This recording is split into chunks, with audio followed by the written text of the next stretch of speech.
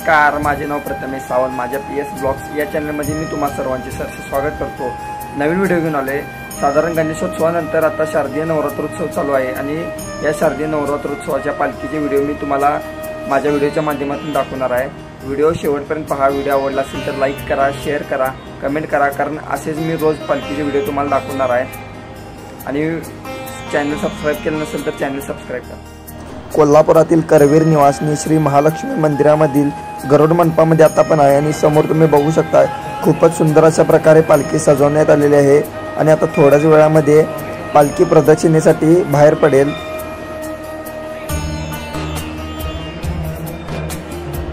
शारदीय नवरात्रोत्सवामध्ये होणारा करवीर निवासनी श्री महालक्ष्मीचा हा अभूतपूर्व पालखी सोहळा पाहण्यासाठी लहान मुलांपासून ते थोरांपर्यंत सर्वांनी गर्दी केलेली असते आणि या चैतन्यदायी सोहळ्याचा सर्वजण याची देही याची डोळा अनुभव घेत असतात। तसेच हा पालखी सोहळा हा खूपच सुंदर अशा प्रकारे पार पडत असतो आणि तुम्ही बघू शकता पालखी सोहळ्याला झालेली गर्दी।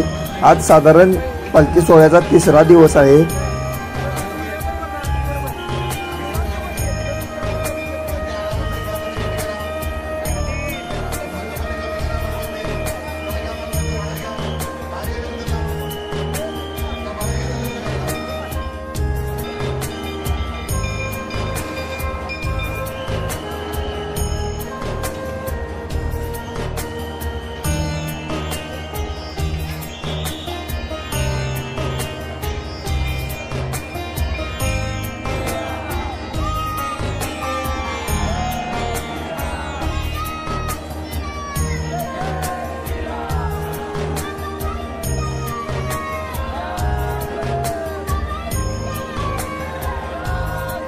मंदिर बघू शकता तुम्ही, खूपच सुंदर अशा प्रकारे मंदिराला विद्युत रोषणाई करण्यात आलेली आहे। तसेच फुलांचं डेकोरेशन असेल खूपच सुंदर अशा प्रकारे करण्यात आलेलं आहे।